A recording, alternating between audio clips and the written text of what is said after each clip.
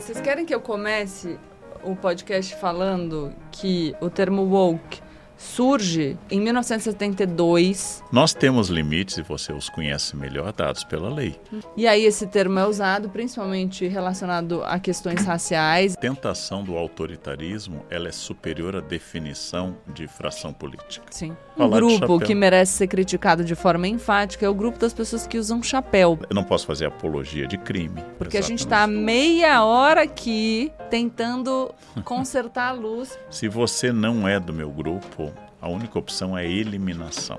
Simbolicamente a partir do silenciamento. Exatamente. Cheguei mais cedo e fiquei aqui sentado de chapéu para eles ajustarem a luz antes.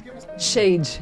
Shade. Eu sou livre para falar, mas posso ser processado. Apesar de ouvir com frequência que eu sou de esquerda, que eu sou comunista, indique uma linha. Um vídeo meu defendendo o comunismo, eu te dou um iPhone 16, valendo. Não posso atacar a vigência do Estado Democrático de Direito. Sim. Vamos gravar, ele mandou uma mensagem no grupo. E todo mundo que passa o dia com o celular na cara... Não viu. Não viu. Vamos começar o nosso podcast? Então vamos. Está começando mais um... Podcast Gabriela Prioli e... Vamos lá, mais uma vez. Pelo amor de Deus, não cortem isso. Está começando mais um... Platitudes. Isso! Com Leandro Carnal e Gabriela Prioli. Ela disse os dois nomes, eu devia dizer um e o outro é um jogral. Não, tudo bem, já foi. Hoje a gente vai falar de um assunto espinhoso, delicado. Você já foi cancelado? Eu já fui cancelado diversas vezes. Os meus jantares e almoços provocam cancelamentos históricos. A minha agenda de jantares provoca. Já fui cancelado por jantar com o ministro, na época, juiz Moro, futuro ministro Moro. Já fui cancelado por receber o presidente Supremo Barroso. Razão, né? Não, da anterior. Não, sim. Fui cancelado no Platitude. Estava entre os que cancelaram? Talvez. Fui cancelado por receber em almoço o ministro Barroso. Aí eu aprendi a não publicar muitas fotos, porque se soubessem a lista de pessoas com quem eu já estive, aí o cancelamento seria total. Eu achei que ele ia falar com quem eu já comi e titubeou. Hoje a gente vai falar de cultura woke.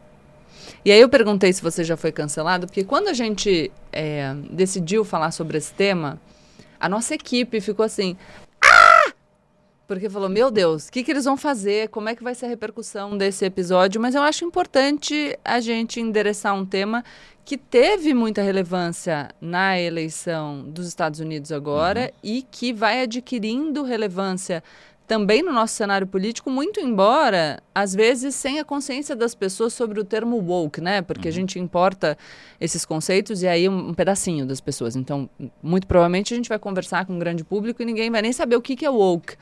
Mas a sensação dessa forma de convívio, dessas regras de convívio, eu acho que tem se difundido, então é importante a gente falar. Você tem medo de ser cancelado a partir desse episódio, Leandro? Eu tenho um desejo mais do que um medo. Eu gostaria de ser cancelado algum dia pelo que de fato eu disse. Isso é realmente. Isso. Eu não também gosto, porque eu sou cancelado pelo que eu não disse. Eu sou cancelado pelo que eu não sou. Então, como eu sou uma pessoa que não tem medo de dizer o que eu acredito, porque o que eu acredito eu defendo, e se for cancelado pelo que eu acredito não há problema, o meu problema é a suposição, o delírio, a quimera e assim por diante. Então, sim, eu acho que é ruim não ser amado.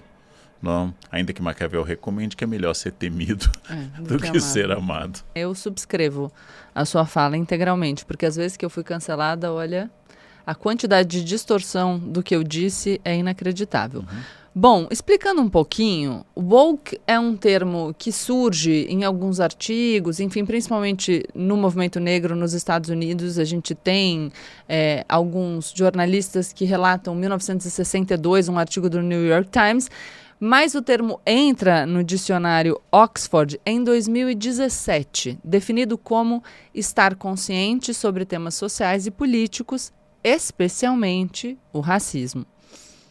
E aí, eu, a partir dessa definição... Estar consciente de temas que têm a relevância do racismo, que é uma praga nesse país e no mundo, é fundamental. Mas o que nós vamos discutir é o exagero. O excesso. O excesso, que combate o que ele quer, ou seja, acaba destruindo esse objeto. Exato. E a gente vai falar, então, desse excesso que acaba prejudicando, inclusive, o avanço nessas pautas fundamentais. Por que excessivo? Por que excesso? E aí o próprio dicionário Oxford faz a distinção do termo usado como insulto. Eu falo muito disso no meu livro Ideologias, que é como os rótulos, a palavra não significa nada, a gente precisa entender como ela é usada por diferentes grupos, porque muitas vezes um termo que tem um significado positivo, e a gente acabou de definir aqui, né, estar atento, consciente sobre temas sociais e políticos, especialmente o racismo, é maravilhoso. Mas aí o dicionário Oxford diz o seguinte, que essa palavra é frequentemente empregada com desaprovação por pessoas que pensam que os outros se incomodam muito facilmente com esses assuntos ou falam demais sobre eles sem promover nenhuma mudança. Portanto, e é claro que isso foi alargado, tá? No debate americano agora, a gente vê, para classificar como woke, tudo aquilo que é diferente do que eu penso. Mas, em princípio, aqui no dicionário Oxford, uma crítica direcionada a uma militância estridente, exagerada e inerte, que se movimenta só nas redes sociais, nessa função de um censor de tudo, de um fiscalizador da moral, de quem são as pessoas boas e quem são as pessoas más, e que passa o seu tempo atacando outras pessoas a partir dessa divisão, sem efetivamente empreender nenhuma atitude prática para mudar o mundo. Eu tenho até um trecho de um vídeo uma vez que viralizou, que eu digo, a gente precisa pensar qual é o objetivo da nossa crítica. Porque se a gente faz a crítica objetivando evolução, objetivando melhora, a gente precisa abrir espaço para que aquela pessoa mude. Então, você precisa incentivar a correção, o aprimoramento e a mudança. Agora, se você faz a crítica e não abre espaço para a evolução, o que você quer é só acariciar a sua própria vaidade. Se a sua crítica não tem como objetivo a mudança da pessoa criticada, o que você quer é apenas ressaltar o quão superior você é. E aí, me parece não. E aí, para mim, você instrumentaliza violências reais, você instrumentaliza sofrimentos verdadeiros, graves, em nome da sua, enfim, magnitude, né? Olha como eu sou maravilhoso e para vocês me verem dessa maneira eu instrumentalizo a dor de outras pessoas. Eu penso longe como historiador, desde o século XVII, mas especialmente no XIX e início do XX, tem movimentos religiosos que a gente chama de awakening, de grande avivamento ou despertar. E quando surge um grupo religioso, notavelmente um grupo protestante, com mais ênfase, mais práticas carismáticas no sentido de curas, exorcismos, vai chamar que o outro grupo é morno, errado e está longe de Deus. Essa ideia de despertar, que é muito budista, né? Buda é aquele que despertou, ela não é um problema. O problema é que eu passo não exatamente a dizer que eu sou o que despertou para o tema, e não é à toa que há um conceito em 62, há outro que nasce do contexto de 2013 em diante, de racismo e de violência policial. Se eu trago esses assuntos, os outros devem ser os ruins, e eu vou englobá-los assim. Não é porque você não concorda com cotas, você só pode ser fascista. E quando eu coloco o outro nessa gaveta ruim, a gente chama até, tem uma expressão para caracterizar um tipo de falácia que é reduzir a Hitler, redutio ad Hitler, que significa, a gente faz coisas que, não, isso é coisa de nazista. A falácia, ao atribuir uma falsa ideia, é claro que vários pensadores reacionários dialogam com o nazismo e com os fascismos em geral, mas é também óbvio que vários pensadores de esquerda vão dialogar com o autoritarismo stalinista ou maoísta da Revolução Cultural, igualmente autoritário. Então, o que eu preciso pensar é uma tentativa de debate, ou como você muito bem lembrou, o que domina a rede é a sua imagem narcísica que o outro deve reforçar. E se eu estou do lado do bem, eu faço essa militância quase que totalmente inócua e quase que inteiramente voltada ao verbo lacrar, que eu acho que precisa ser associado aos cancelamentos. Eu não quero criticar a Gabriela e dizer, você já foi criticada porque falou do seu mestrado e da avenida. Você em nenhum momento disse, eu sou superior porque tenho mestrado. Algumas pessoas que estavam na avenida têm doutorado. Você não disse, não estabeleceu uma hierarquia, mas você disse, eu acho que um espaço da mulher, eu tenho espaço para ser uma mestra em Direito pela USP, eu tenho espaço para estar aqui no Carnaval. Eu sou o que eu quero e o espaço da mulher é um espaço livre. Você defendeu a liberdade, dizendo que se você fosse doutora livre docente ou nada, ou que você estivesse em qualquer lugar, você teria direito. Ao defender a liberdade, você tocou na ferida das pessoas, que é o ressentimento, e as pessoas podem dizer, a Gabriela está com o narizinho empinado, que ela diz que ela tem mestrado e o resto da avenida ali não tem mestrado. E o ressentimento é muito duro. Era essa manchete, sabia? Gabriela Prioli diz que é a única pessoa com diploma na avenida. E eu falei, oi? E eu lembro, foi muito interessante que teve um tweet que acabou sendo muito retuitado e comentado, e alguém comentou falando, eu li a entrevista, ela não disse isso. E a pessoa que tinha publicado comentou, mas poderia ter dito. Mas está entre aspas. O futuro do pretérito, ela poderia ter dito, a dedução do que poderia acontecer. Não, Leandro, você não disse isso, mas você levantou o olho, eu já ouvi isso. Você levantou o olho na hora e assim por diante. Então, eu acho que você tem direito a não seguir quem você discorda de posturas que você realmente considera erradas. Eu não sigo muita gente, ou parei de seguir muita gente.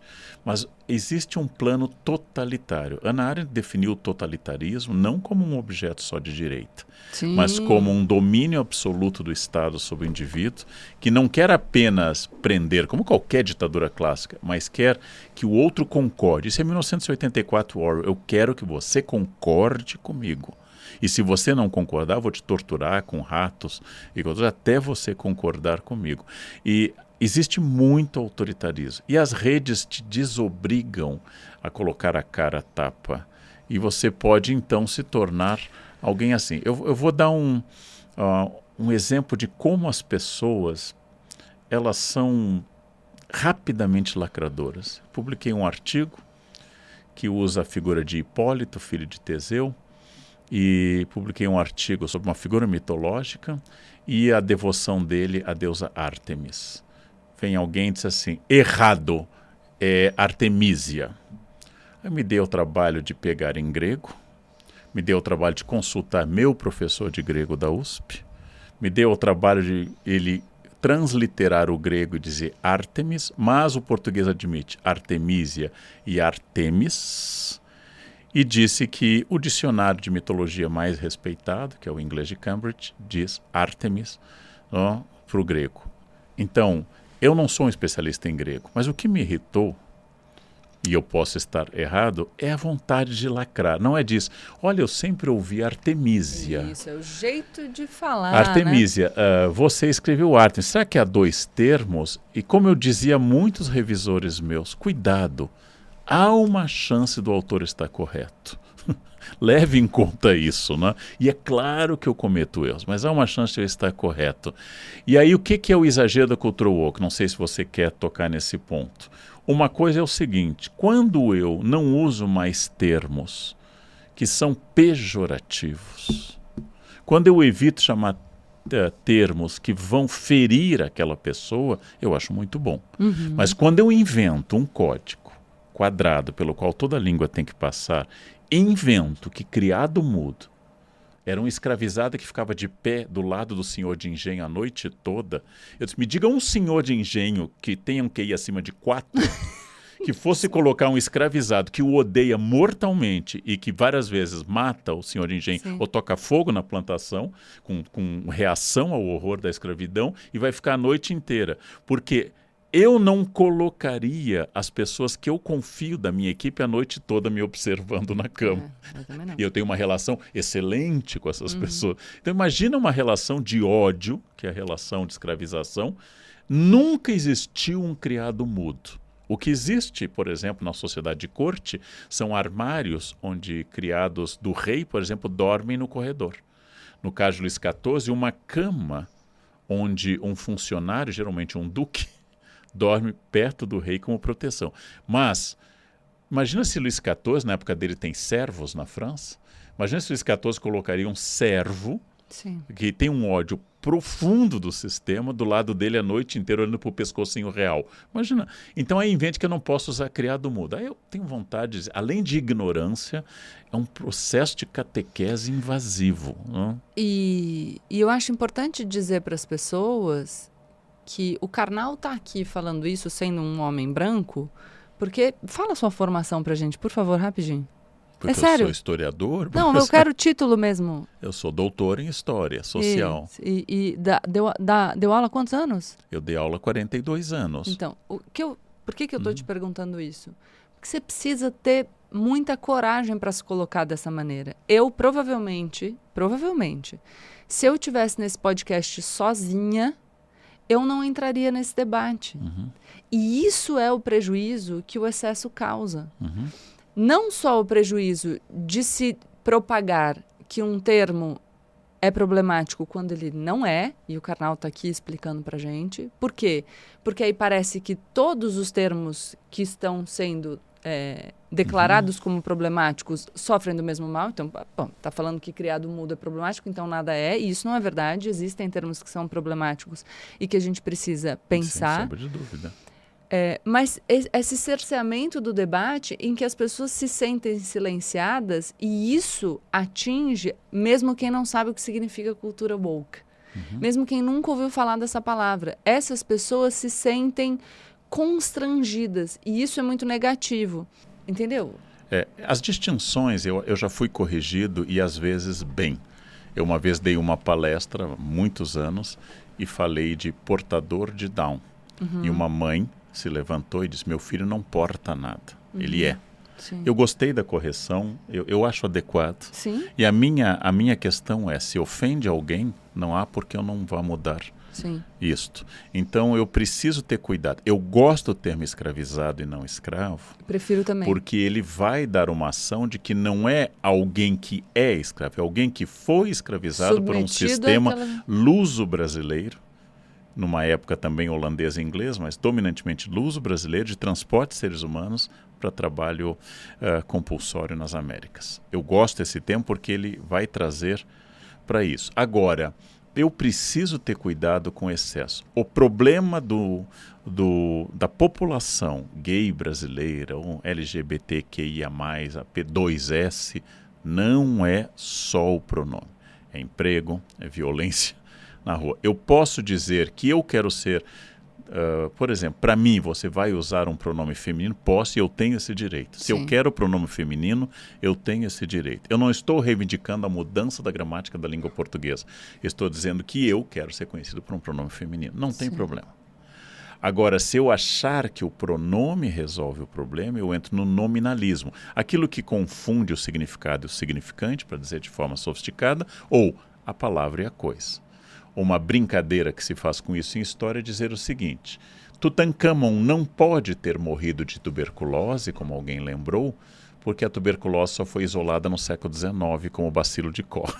Então ele não pode ter morrido, por quê? Porque não existia bacilo de Koch no Egito Antigo. Embora fosse tuberculose, ainda não era chamado de tuberculose, então ele não pode ter morrido de tuberculose. Então existe o dado objetivo real, aquele que tanto Hegel quanto Marx usam através de uma referência interessante, aqui está Rhodes, aqui salta, ich Rhodes, ich salta, significando, existe o dado objetivo real, comprove-o. E para mim a grande questão que a gente pode se perder é que em combate ao horror do preconceito, especialmente do racismo, ou da misoginia, ou da transfobia, você vai centrar no que não é o mais importante. Eu li o texto de uma feminista do Afeganistão. Eu acho extraordinário. Tinha um texto em inglês de uma feminista do Afeganistão dizendo: o nosso problema não é a burca, é a falta de emprego. Especialmente para os maridos. Agora, chegam os ocidentais e o problema do Afeganistão é a burca. A burca está acabando com a mulher do Afeganistão. O que mais elas debatiam era a ausência de emprego. Ó. Então, essa questão real, concreta, objetiva, faz com que eu fique num delírio ligado a certa intelectualidade de classe média, que se satisfaz em sentar no sofá e dizer, se eu não uso criado mudo, eu sou consciente. Né? Ou, parece uma piada, mas você numa mesa de sushi, devastando cardumes em uma quantidade absoluta, não, eu quero só o canudinho de papel, porque senão destrói a fauna marinha. Nós temos que nos preocupar com ecologia, muito. Mas quando eu desloco para o que é acessório, secundário, eu tenho que pensar se isto não é um desvio de função e que tem como objetivo acabar com a ação em si. Sim, e que prejudica a pauta. O Barack Obama fez uma crítica dizendo, ele fala, se a sua principal preocupação é atirar pedras, provavelmente você não vai muito longe. E ele traz uma coisa que é fundamental, que é, o mundo não está dividido entre pessoas boas e pessoas más. As pessoas têm ambiguidades. Uma pessoa boa pode fazer uma coisa errada. E por isso esse movimento de, vamos supor que o Leandro Carnal, a Gabriela Prioli, o João da Silva falem uma coisa equivocada. A gente aponta, e me parece razoável, espera a melhora, o progresso. Porque senão, se o único objetivo for anular pessoas, isso é de fato um comportamento autoritário que silencia tudo aquilo que você não considera estar adequado a partir do seu critério de moral. Eu já fui corrigido corretamente, eu citei portador de Down. Eu usava, tal como uma mulher que alguns devem conhecer, Clarice Lispector, eu usava a palavra esquizofrenia não no seu sentido psiquiátrico, mas como divisão. Então eu falava de sociedade esquizofrênica, que está indo para o campo. Eu usava autismo como sinônimo de blindagem diante da realidade. 2 vezes eu fui corrigido e eu acho que eu dou razão nas 2 vezes, porque apesar do meu alvo, meu objetivo não ser este, eu posso estar associando a algo negativo. Então eu vou usar um termo maior, porque as pessoas que se blindam à realidade, elas não são exatamente autistas, são pessoas que são neurotípicas, têm cargos, elas exercem e são neurotípicas. Sim. Então eu vou associar um negativo, isso eu quero aprender, mas eu fico muito irritado quando alguém quer me obrigar a usar um pronome. Eu tal como uma grande atriz brasileira, eu não uso todes, não tenho raiva nenhuma de quem usa, mas não sai da minha boca todes. Eu não consigo, eu não acho natural, mas não tenho, se alguém quer usar, não tem problema. Mas eu acho que os problemas de gênero não são exatamente concentrados apenas no pronome. E isto eu acho problemático. Você citou a Fernanda Torres sem citá-la, eu vou aproveitar para dizer o que ela falou. Ela deu uma entrevista recentemente no Roda Viva e, respondendo a uma pergunta do Marcelo Taz, ela fala que todas as questões importantes, quando elas são colocadas em pauta, é natural que você tenha um excesso. É natural mesmo. São grupos que foram silenciados, tradicionalmente silenciados, e que têm uma mágoa até, né, guardada, algo que precisa ser dito, um discurso que foi cerceado. E aí, quando a coisa se coloca, é natural que haja excessos. E a nossa preocupação é justamente não permitir que o todo seja caracterizado a partir desses excessos, porque senão o movimento perde força. E, obviamente, uma parcela reacionária, não vou nem dizer conservadora da sociedade, vai caracterizar esse todo a partir dos excessos, porque é interessante para eles que querem manter as coisas como estão. Então, a Fernanda Torres diz o seguinte: eu não consigo usar todes. E isso não significa que eu seja contra o casamento gay. Ela que usa, inclusive, gay, não LGBTQIAPN+. Ela fala, eu acho que a gente às vezes se pega muito nos floreios e deixa de endereçar a questão que é mais relevante. E aí, já que eu falei do excesso, então, dessa militância, de uma parte da militância, teve uma outra vez, uma coisa que aconteceu comigo, eu estava numa conversa, e por acaso a gente estava falando sobre esse assunto, estava conversando com 2 mulheres, brancas, cis, heterossexuais, e elas, falando sobre o pronome, começaram a dizer como é difícil, às vezes, quando encontram alguém, saber que pronome usar, etc. Eu falei, mas eu fico pensando que às vezes, de forma gentil e educada, a gente pode até perguntar, né? Para saber exatamente... mas tem gente que não gosta que pergunte. Falo, bom, mas aí, enfim, a gente pede desculpa, mas diz que a gente estava tentando fazer o melhor, tal. E elas, ainda assim, falando, não, é muito ruim, é muito ruim. E eu falei, e aqui pendendo para o outro lado, eu falei, nossa, olha só, né? A gente aqui pensando no quanto é difícil saber qual pronome usar com a pessoa. Imagina a pessoa que viveu a vida inteira numa identidade que não é a dela, que está tendo que enfrentar um mundo preconceituoso para ser reconhecida como ela é, como ela sempre se enxergou, como ela foi desde que nasceu. Então, acho que a nossa preocupação, né, a nossa dificuldade com o uso do pronome é menor do que a dificuldade vivenciada por essa pessoa. Então, eu acho importante falar isso para que não pareça que, de alguma maneira, a gente invalida a dor dessas pessoas, que a gente discursa aqui no sentido de que a gente não precisa debater essas questões. É o inverso. A gente precisa debater e é importante que a gente faça isso de um jeito que não gere uma reação como tem gerado, que vai fazer com que uma parcela reacionária que quer que um mundo preconceituoso prospere, acabe ganhando mais adeptos, né, Carnal? E talvez para as pessoas mais novas seja distinto, ou o sentimento seja distinto. Eu venho de uma geração que se acostumou com o preconceito, dançava marchinhas de carnaval, racistas, homofóbicas, tinha histórias de exaltação à violência contra os animais e assim por diante. Tudo isso é uma realidade. O que a gente não percebia, e é um grande erro da minha geração, por exemplo, quando eu era criança, na minha rua havia 2 pessoas que brincavam conosco. As 2 se chamavam Rosana. Uma era bastante volumosa e outra bastante magra. Nós chamávamos Rosana Palito e Rosana Baleia. Nossa, minha mãe tinha uma amiga que era Rosanona. Rosana Palito e Rosana Baleia. Só que nós usávamos isso, ninguém disse, eu vou te usar Rosana Baleia, que é para te agredir, era para distinguir. Só que a gente não avaliava, e hoje eu avalio, que apesar dela rir e dizer ao telefone, quando ligava a Rosana, aqui é a Rosana Baleia, dizer ao telefone que era uma maneira dela ter que lidar com uma desqualificação que era muito negativa e nós erramos profundamente. Ninguém nos dizia, nem a própria vítima nos dizia assim, vocês estão errados. Então, quando alguém diz que isso é mimimi, eu sempre digo a mesma coisa. Quando alguém diz que é mimimi, é um homem branco hétero com saudades de ofender sem risco jurídico. Que é saudades de um lugar em que apenas homens brancos, héteros, cis, tinham poder de fala para classificar todo mundo como errado e assim por diante. Hoje eu vejo erros monstruosos de coisas que eu vi, assisti ou fiz no passado e por ter vindo desta geração. Mas felizmente eu aprendi. Escrevi meu penúltimo livro, é sobre preconceito, entrevistei muita gente, aprendi bastante. Eu tive que ampliar meus horizontes para entender coisas que eu realmente não convivia, não sabia e desconhecia. Mas o que eu quero dizer às pessoas vamos aprender. Eu não tenho que ficar preso dizendo, na minha época não era assim. Não? Você está dizendo isso num celular dessa época e querendo uma restauração de um passado que é típico do reacionário.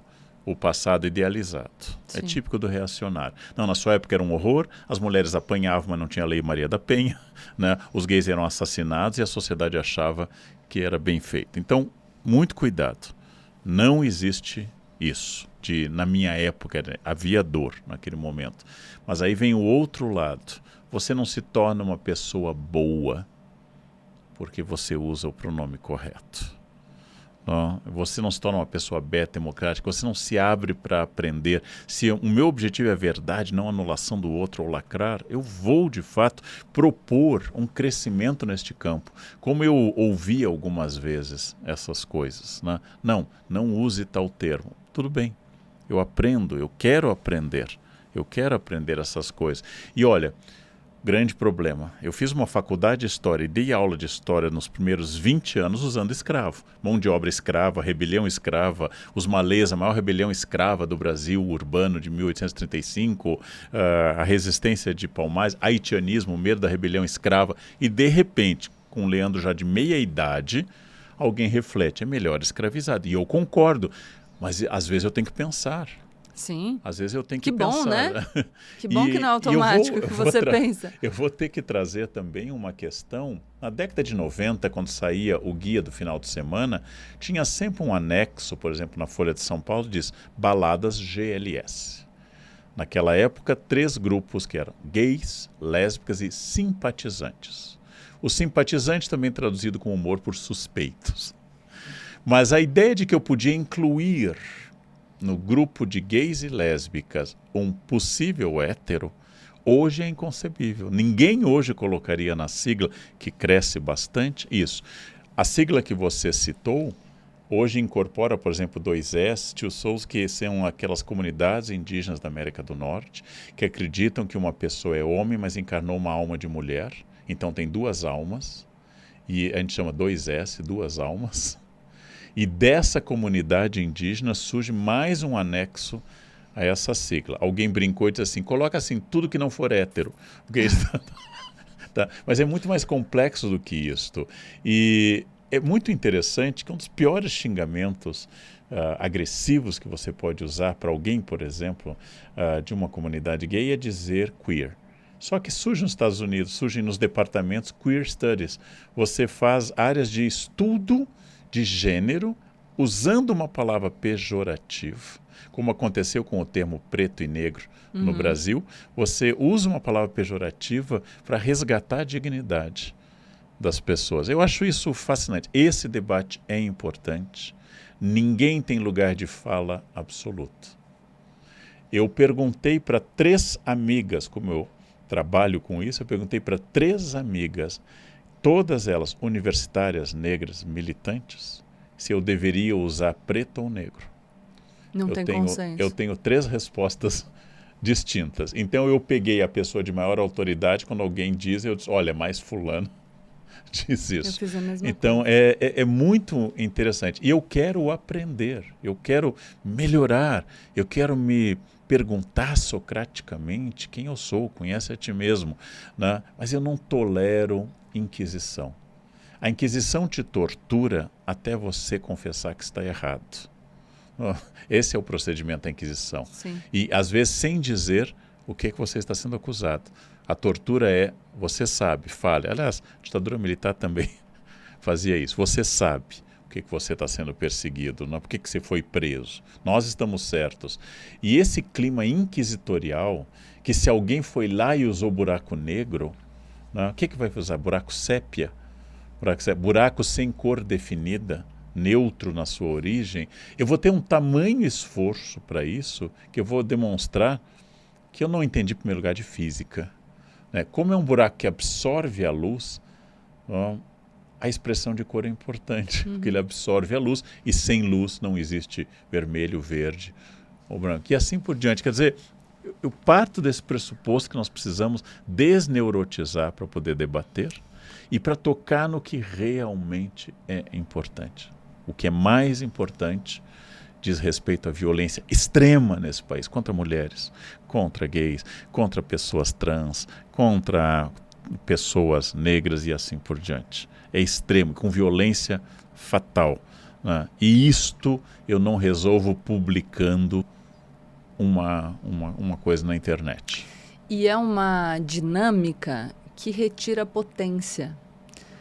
Porque quando você concentra os seus esforços em apontar os agressores e, portanto, em apontar todas as violências que têm sido cometidas contra A, B, C, D, você acaba criando um universo que te determina, sobre o qual você não tem poder de agência, do qual você é só vítima. Eu não estou dizendo que não haja vítimas.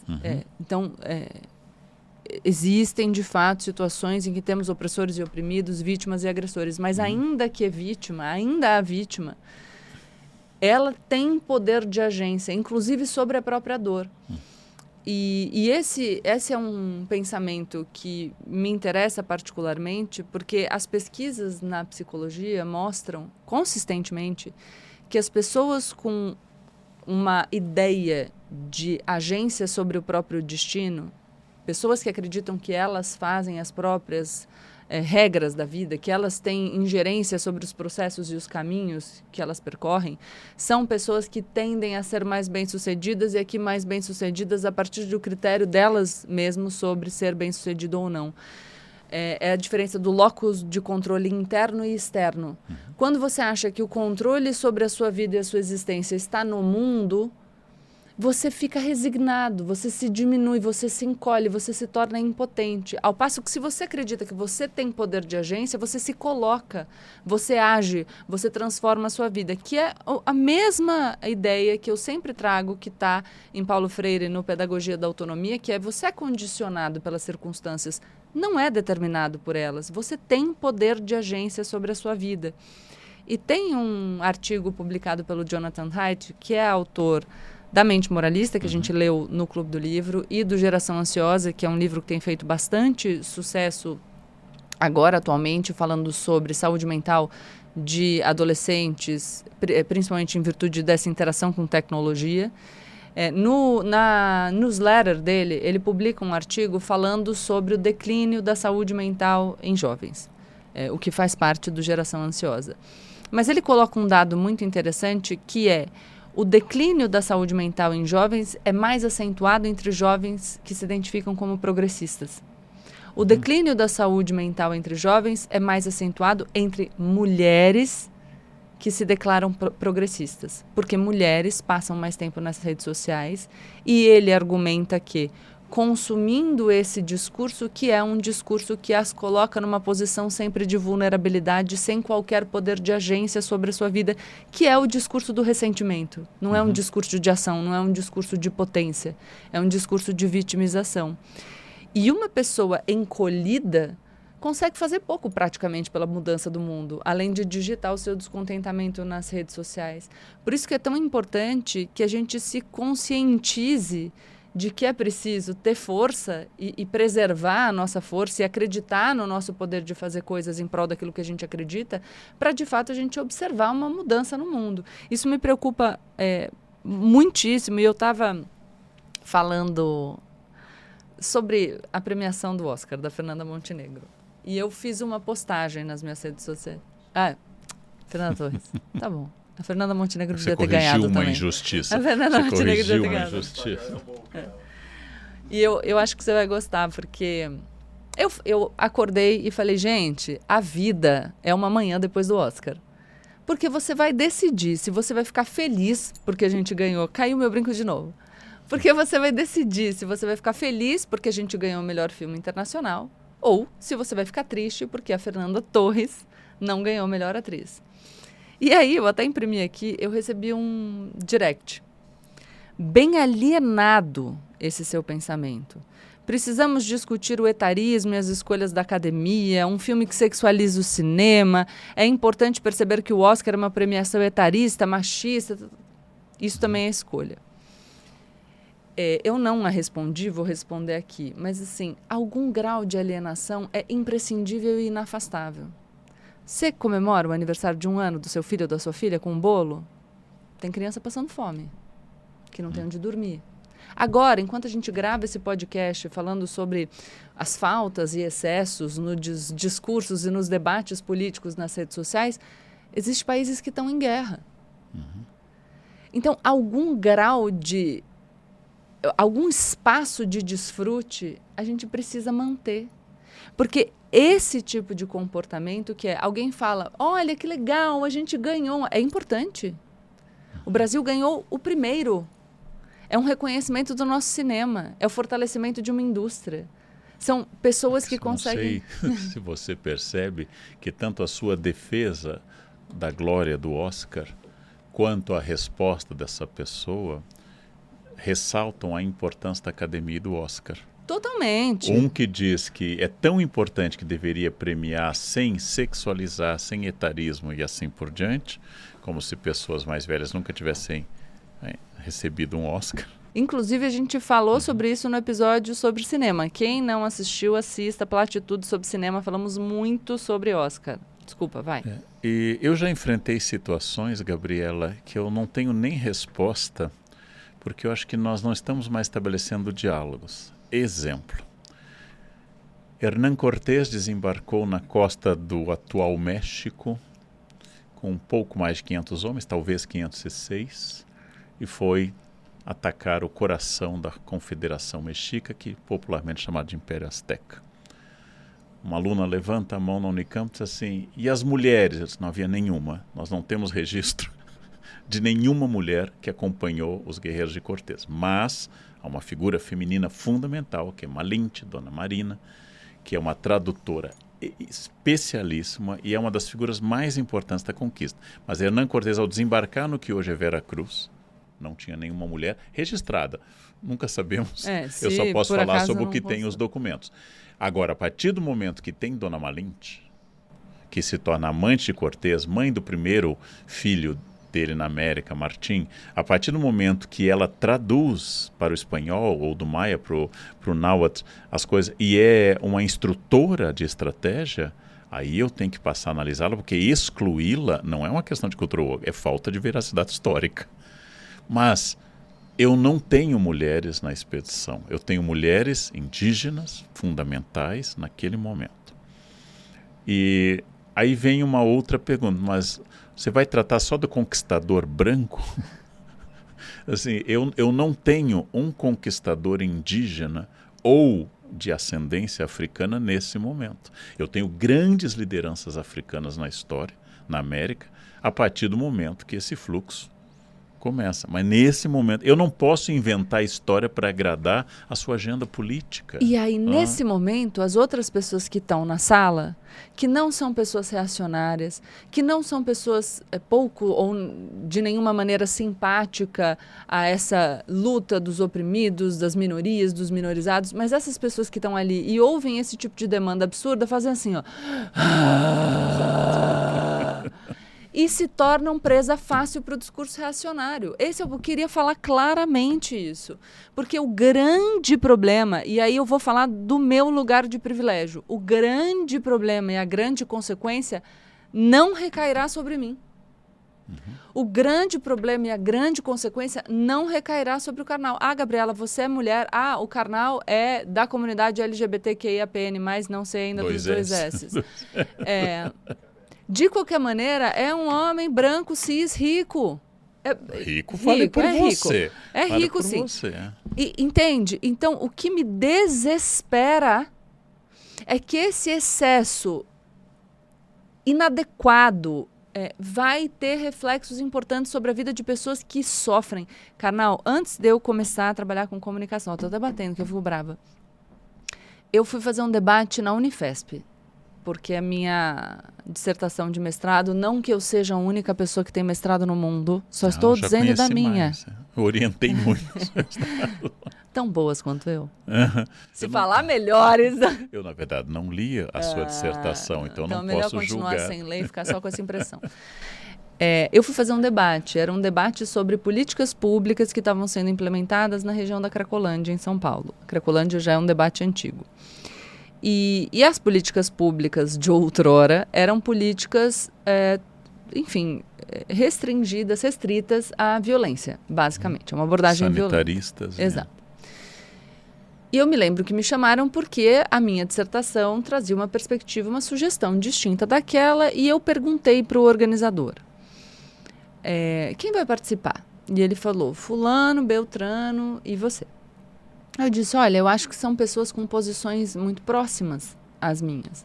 A gente tem alguém que encampe essa versão que está sendo adotada, que partilhe dessa visão sanitarista e violenta? E eles me disseram não. E eu falei, mas eu conheço pessoas, eu poderia indicar. Eles falaram, acho melhor não, porque a plateia pode ser hostil. E eu falei, então tudo bem, eu gostaria só de ser a última pessoa a falar. E quando eu subi no púlpito, eu falei, olha, os colegas que me antecederam, eles trouxeram visões muito parecidas com as minhas. Eu queria saber se tem alguém aqui na plateia que pensa diferente daquilo que foi dito. E ninguém levantou a mão. Então eu disse, tá, deixa eu entender o que a gente está fazendo aqui. Eu vou vir aqui, vou discursar um conteúdo com o qual eu sei que vocês concordam, vocês me aplaudem, eu vou para casa me achando o máximo, vocês sentem que vocês fizeram a parte de vocês, E as pessoas que estão na Cracolândia sendo vítimas de uma violência que a gente considera inadequada, continuarão na Cracolândia sendo vítimas de uma política que a gente considera inadequada, porque a gente instrumentaliza a dor delas para se sentir o máximo dentro do ambiente acadêmico, mas a gente não se dispõe a conversar com pessoas das quais a gente discorda para eventualmente mudar alguma coisa. Não tudo, necessariamente, mas pelo menos um pouco. E aí eu fechei meu caderninho e fui embora, e essa foi a minha fala. É também uma violência instrumentalizar a dor real para a gente se sentir o máximo nos ambientes acadêmicos, nas redes sociais, ou seja lá qual for o lugar. Eu sempre disse que na universidade, eu conheço a USP como estudante, a Unicamp como professor por 2 décadas, é o local de pregar o evangelho para convertidos. Sim. Então vai lá uma pessoa que diz exatamente o que eu penso, que o racismo é um absurdo, e analisa, só que fala para nós. Nos debates, quando alguém quer ser reitor ou diretor de um instituto da Unicamp, a pergunta mais frequente é: você é a favor da universidade pública, livre, gratuita, de qualidade e socialmente referendada? Não. E aí acontece é uma pergunta que contém a sua resposta. E é óbvio que se eu sou um professor da universidade pública, eu sou a favor da universidade pública, livre, gratuita, e assim por diante. Ao fazer essa pergunta, o gesto é religioso, é um ritual religioso. Eu quero saber se você fez o sinal da cruz corretamente. Se você fez o sinal da cruz corretamente, você é dos nossos. E aqui nós não estamos para debater uma ideia, estamos para confirmar um pertencimento. E a confirmação desse pertencimento vai me aproximar de uma identidade do grupo. Aí eu volto a que você citou, Heidegger, volto à mente moralista. É mais importante eu ser aceito do que eu debater uma ideia. E esta cegueira, ela é muito terrível. Eu não posso debater crime, no sentido de que eu não posso exaltar ou fazer apologia ao crime. A lei limita algumas liberdades de expressões, como o anonimato, por exemplo. Eu não posso atacar o Estado Democrático de Direito, mas eu posso discutir com bons argumentos, muito bons, quem é a favor ou contra cotas. Eu, por exemplo, sou a favor. Mas eu posso discutir com bom... E eu não tenho raiva de quem é contra, desde que sejam argumentos. Nossa, você está falando da lei, a gente teve recentemente a polêmica do Pix, né? E, enfim, teve toda uma coisa de manejo das redes sociais, alguns vídeos que tiveram muitas visualizações, que não mentiram, mas insinuaram possíveis consequências a partir de fatos mesmo. E em determinado momento eu ouvi de uma pessoa do jornalismo, eu não vou nem dar o gênero para não ser fácil de identificar, porque meu objetivo não é de maneira nenhuma o ataque a essa pessoa, mas que seria crime desacreditar políticas públicas. Gente, como assim? É uma democracia, a gente tem que poder desacreditar a política pública, dizer, eu acho essa política pública um absurdo, essa política pública não se sustenta, essa política pública é ilegal, é inconstitucional. A política pública de combate às drogas é, no mínimo, ineficaz. Eu não posso debater isso. Entende? No mínimo, ela é ineficaz, para ser simpática. Como assim? Então, precisa tomar muito cuidado, e isso com impacto, por exemplo, no debate sobre regulação das redes. Porque quando insinuam que alguém mentiu, sem essa pessoa ter mentido. Quando dizem que a lei veda a conduta de desacreditar políticas públicas, sendo que isso não existe, e no mesmo discurso fala-se sobre a necessidade de regulamentar as redes sociais, que precisam ser regulamentadas, mas as pessoas vão dizer, como assim? Para cercear completamente o discurso, o debate, a crítica? E não. Eu acredito que as redes sociais devem ser regulamentadas e eu acho que a gente precisa de um espaço livre de debate, um espaço livre de crítica. Um espaço livre de crítica para a gente poder criticar o governo do momento. Como assim? Então, é uma insanidade. Uma coisa bastante interessante, acho que para a gente deixar bem claro o nosso posicionamento aqui, é que a gente teve um movimento agora na gestão Trump nos Estados Unidos que foi pegar um glossário, um dicionário ali, uma seleção de palavras identificadas com o movimento woke e aí vetar o uso dessas palavras, então palavras como gênero. E essas palavras, então, não podem mais ser usadas porque essas palavras estão associadas à agenda woke. E aí, é muitíssimo interessante que esse movimento parta de uma parcela, de uma liderança que diz estar advogando em favor da liberdade de expressão. Olha que coisa louca. Então, do mesmo jeito que a gente tem na esfera, no espectro progressista, um ou uma jornalista que diz que as pessoas não podem criticar, desacreditar políticas públicas e fala isso, em tese, agindo em nome da liberdade, né? A gente tem, de outro lado, um presidente em exercício que veta o uso de palavras associadas ao que a definição dele de movimento woke, porque a gente já viu que o termo adota significados distintos a partir de quem usa, e cerceando completamente o debate. Então, ele adota a postura que supostamente ele condena. E aí a gente vê como o comportamento encontra sua manifestação nos dois lados do espectro político. São dois lados autoritários que querem dizer o que as outras pessoas podem debater, que querem limitar o que as outras pessoas podem falar. E é claro que a gente precisa de limites. Os limites que o Karnal, que você já colocou aqui em diversas oportunidades durante essa nossa conversa. Mas a gente precisa ter um espaço de discussão aberto que garanta o direito de manifestação, inclusive para as pessoas das quais a gente discorda. Index é uma palavra surgida com a Contra-Reforma, com o Concílio de Trento, que termina em 1563, e faz uma lista de livros que não podem ser lidos. Eu vou dizer algo que não é meu, mas é importante para esse debate antes da gente encerrar. É tão odioso um governo que proíbe livros quanto um governo que obriga a ler os livros corretos. É tão odiosa a ditadura do mal quanto é abominável a ditadura do bem. Um ditador de esquerda como Stalin ou Mao Tse-tung ou o atual governante da Coreia do Norte, um ditador de direita como Pinochet, Médici, aí a lista é enorme, são tão abomináveis, crápulas e imbecis na limitação das liberdades. E se você tem um ditador de estimação, tenha cuidado, porque você não está a serviço da liberdade, mas está a serviço de um determinado grupo de repressão. É horrível sempre qualquer repressão, ou simplesmente obrigar a ler tal livro, ou ver tal filme, ou obrigatória qualquer coisa que não seja aquilo previsto na lei. Você falou de livros, eu lembrei de uma discussão que eu tive, eu nem lembro se foi ao ar, sobre Monteiro Lobato. E a sugestão da minha debatedora era impedir a circulação de Monteiro Lobato. E eu fiquei, enfim, perguntei quem seriam as pessoas responsáveis por determinar quais livros sairiam ou não de circulação.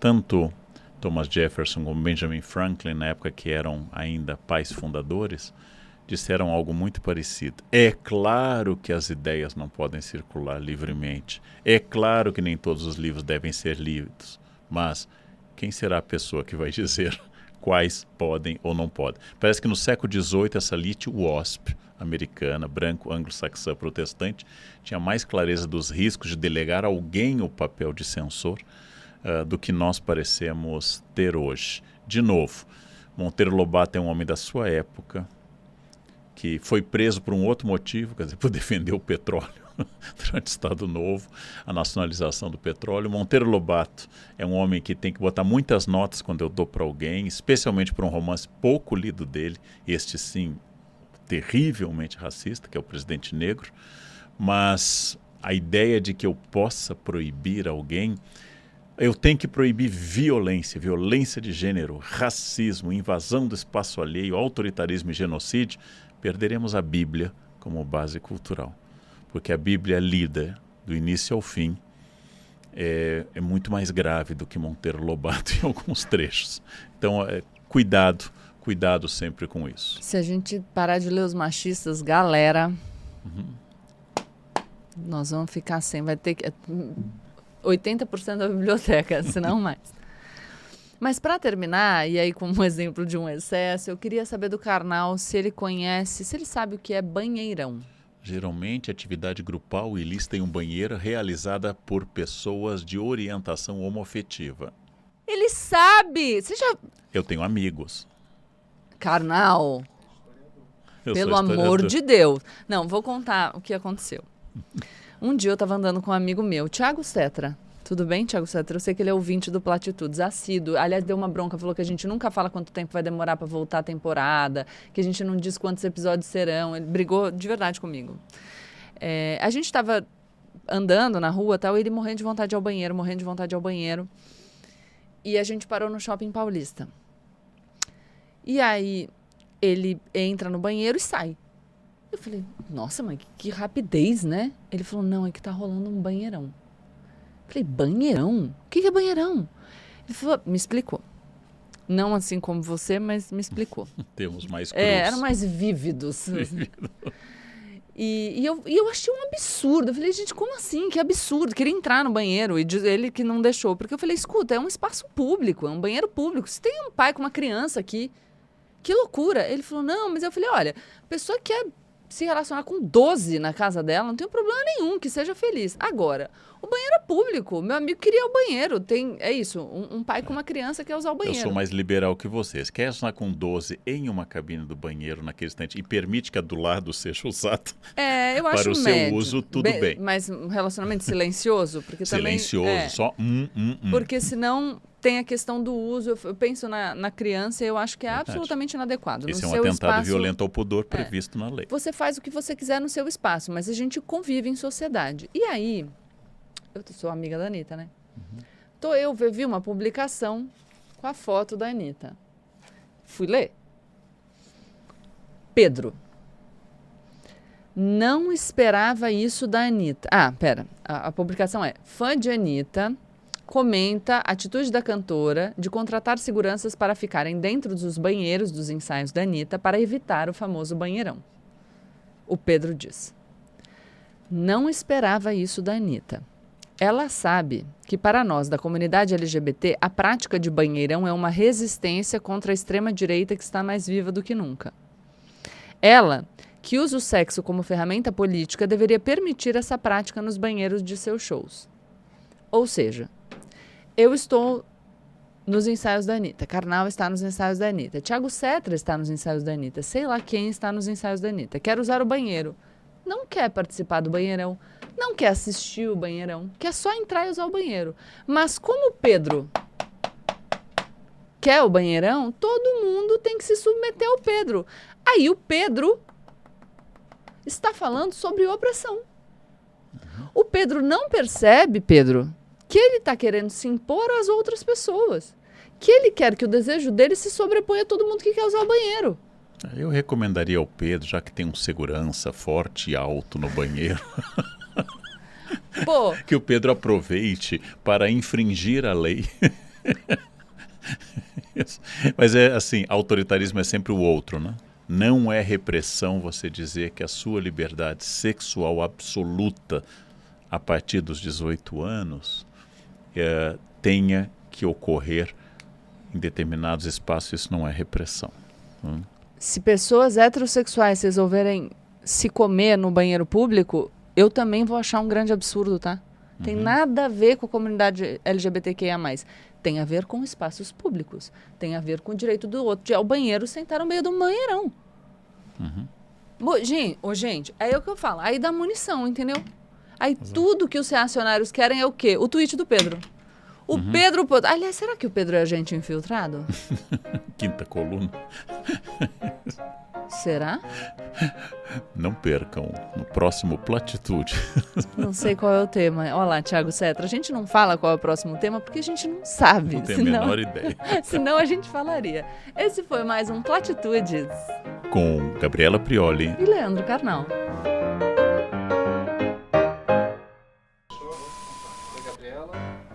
Vocês estão com saudade?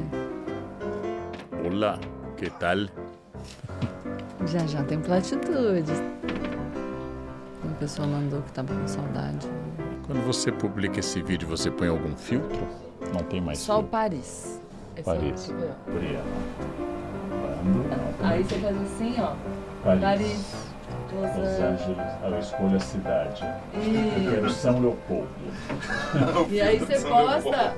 Então, o Paris não muda a cor. Às vezes os outros são bons. Mas o Paris só dá uma suavizadinha. Que às vezes a gente faz bem perto do rosto, sabe? Cansei de lero, lero. Am I here? Como era? Canta aí. Lynn Hunt. Cansei Você é Lynn de lero, Hunt? lero. É pra outro episódio. Melhor escritora panamenha que existe. Para de ficar zoiando meus negócios. Melhor escritora panamenha do mundo. Você não pode trazer um livro. Ela é já fica panamenha, você olhando. sabia? Igual seu chapéu? Não, meu chapéu é do Equador. Ele é Panamá, mas ele é da aldeia de Monte Cristo, perto de Quito, onde cresce essa toquia, essa palha que tem que ser colhida ao amanhecer. Nossa, hein? Fundamental. Qual era a minha frase? CNN, ainda bem que não é um filme pornô. Essa coisa de ficar repetindo. Uma de fundo. Para de atrasar. Estamos começando mais um Platitudes. Com Gabriela Prioli. E Leandro Carnal. Muito bem, ortodoxo. Parabéns.